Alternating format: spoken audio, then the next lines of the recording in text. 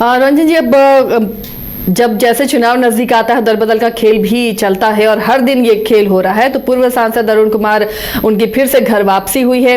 वहीं जगदीश शर्मा ने राजद में उन्होंने राजद का दामन थामा है। तो ऐसे में क्या ये जो अदला बदली हो रही है, किन इलाकों पर, क्या खासकर मगध के इलाके पर इसका असर पड़ेगा या मगध फोकस किया जा रहा है? जी देखिए, इसकी दो चीज़ों को आप देख सकते हैं। दो बड़े नेता शामिल हुए हैं और ख़ास बात यह है कि दोनों जो है वो भूमिहार जाति से आते हैं और भूमिहार वोटों को साधने की कवायद के रूप में इस दल बदल को देखा जा रहा है। क्योंकि देखिए, जैसा मैंने थोड़ी देर पहले भी कहा था कि तेजस्वी यादव MY का जो एक टैग चस्पा हुआ पड़ा है आरजेडी के ऊपर, उससे बाहर निकलना चाहते हैं।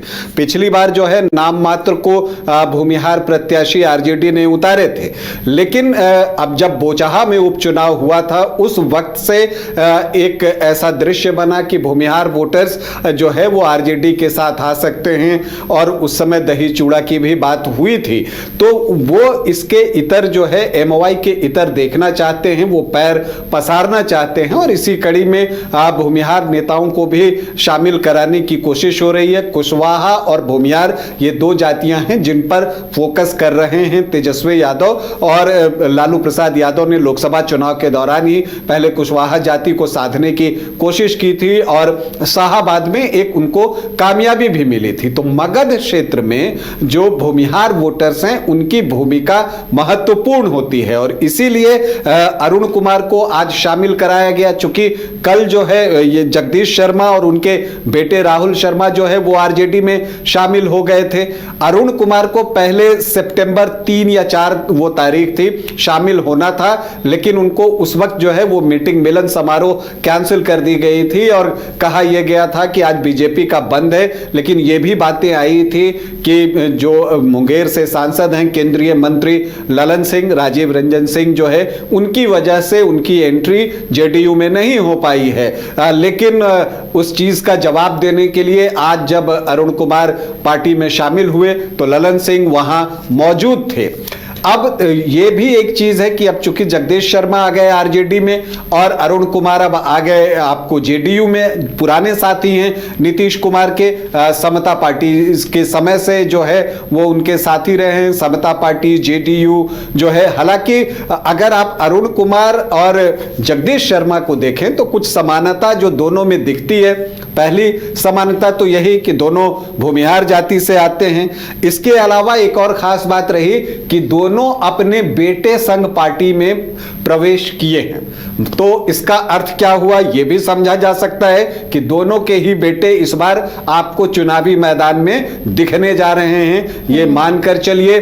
और जो जगदीश शर्मा के बेटे हैं राहुल शर्मा, वो जो है आपको अगर चुनाव लड़ते हैं तो दूसरी तरफ अगर आप देखिएगा कि जो अरुण कुमार के बेटे हैं ऋतुराज, वो भी कहीं से चुनाव लड़ सकते हैं, घोसी से चुनाव लड़ सकते हैं राहुल शर्मा। हालांकि पिछली बार वो सीट भाकपा माले के पास थी और वही वहां से चुनाव जीते भी थे। उन्होंने जो है आपको जगदीश शर्मा के बेटे राहुल को शिकस्त दी थी, तब वो जेडीयू से थे। तो ऐसी परिस्थिति में भाकपा माले को यह सीट छोड़नी पड़ सकती है और एक्सचेंज के तहत उनको मखदूमपुर की सीट दी जा सकती है। दूसरी तरफ ऋतुराज जो शामिल हुए हैं अरुण कुमार के बेटे, उनको जहानाबाद, अरवल या घोसी किसी एक विधानसभा क्षेत्र से उतारा जा सकता है। अगर घोसी में दोनों के बेटे आमने सामने हो जाएं तो वो बहुत हाई प्रोफाइल जो है वो मुकाबला हो जाएगा। लेकिन जहानाबाद या अरवल या घोसी, इस 3 जगहों में से किसी एक जगह उम्मीद है कि ऋतुराज जो है वो चुनाव लड़ेंगे। तो एक समानता ये भी दिखी। अब एक और समानता जो दोनों में दिखती है, दोनों पार्टियां खूब बदलते हैं। अगर आप देखें यहां पर जगदीश शर्मा की अगर आप बात कीजिए तो वो जनता पार्टी से जीते, फिर उसके बाद वो बीजेपी से भी जीते, कांग्रेस में लंबे समय तक रहे। तो वो आपको हर दल में जो है वो दिखेंगे। इसके अलावा निर्दलीय 2 बार चुनाव लड़े, जेडीयू के टिकट पर भी चुनाव जीते। ठीक उसी तरह अरुण कुमार भी जो हैं वो भी पार्टियां बदलते रहते हैं। समता पार्टी में रहे, फिर जेडीयू में थे काफी काफी लंबे समय तक, फिर कांग्रेस में गए, फिर हम सेकुलर में गए, फिर एलजेपी-आर में गए, फिर अभी लोकसभा का चुनाव उन्होंने बीएसपी के टिकट पर लड़ा था और अच्छा वोट लेकर आए थे। लोकसभा के चुनाव में 86,380 वोट उनको मिले थे बीएसपी के टिकट पर। आपको यह भी बता दूं कि अरुण कुमार के भाई अनिल कुमार टिकारी से हम सेकुलर के अभी विधायक भी हैं।